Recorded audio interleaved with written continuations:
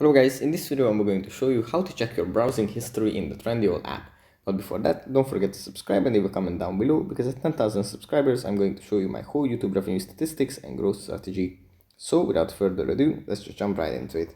First you have to open up the Trendyol app, and here it usually opens up in the home menu, where we have some recommendations, some sales, some deals that we can buy. But from this menu we have to go and tap on the little person icon in the bottom right corner, and then in the overview section we find browsing history. If you tap on this, then we can check the list of items that we have viewed in the past, just in general. And yeah, if we found some cool pieces, we can track it back here.